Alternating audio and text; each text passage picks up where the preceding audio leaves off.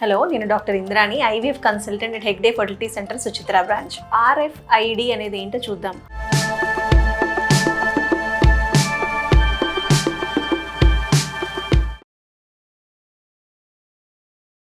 RFID అంటే radio frequency identification system అనమాట.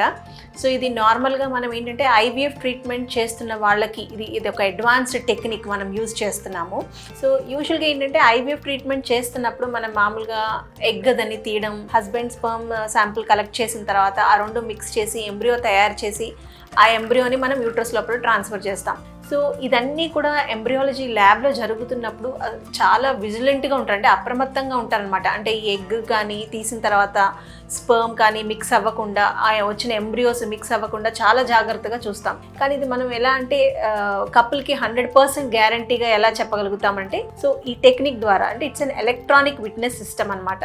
So ఈ సిస్టమ్ ద్వారా ఏంటంటే వాళ్ళకి 100% we're giving surety that there is no mixing of gametes. అంటే వాళ్ళ ఎగ్ కానీ వాళ్ళ స్పర్మ్ కానీ వాళ్ళ ఎంబ్రియో మాత్రం ఎటువంటి పరిస్థితుల్లో కూడా మిక్స్ అవ్వట్లేదన్న కాన్ఫిడెన్స్ మనం ఇవ్వగలుగుతున్నాం ఈ సిస్టమ్ ద్వారా. సో ఇది ఎలా పనిచేస్తుందంటే, నార్మల్గా కపుల్ రిజిస్టర్ అయిన తర్వాత, వాళ్ళకి ఐవీఎఫ్ ట్రీట్మెంట్ రిజిస్టర్ అయ్యాక వాళ్ళకి ఒక కార్డ్ ఇస్తామన్నమాట.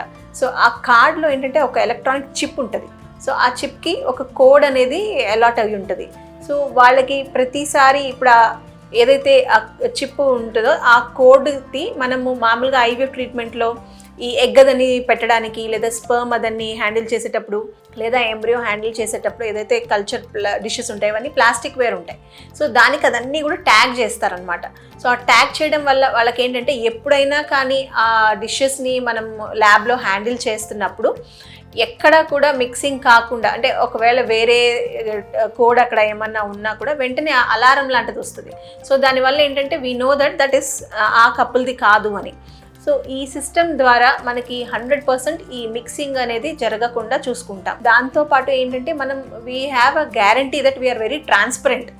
అండ్ డాక్యుమెంటేషన్ పరంగా లేదా ప్రోటోకాల్ యూజ్ చేసే పరంగా కూడా అక్కడ మనం we are 100% sure that everything is going in a systematic manner అనమాట.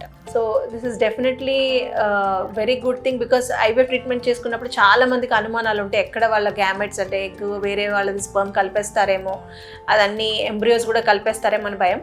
So with this electronic witness system we're able to give 100% surety that there is no mixing of their gametes అనమాట. Thank you.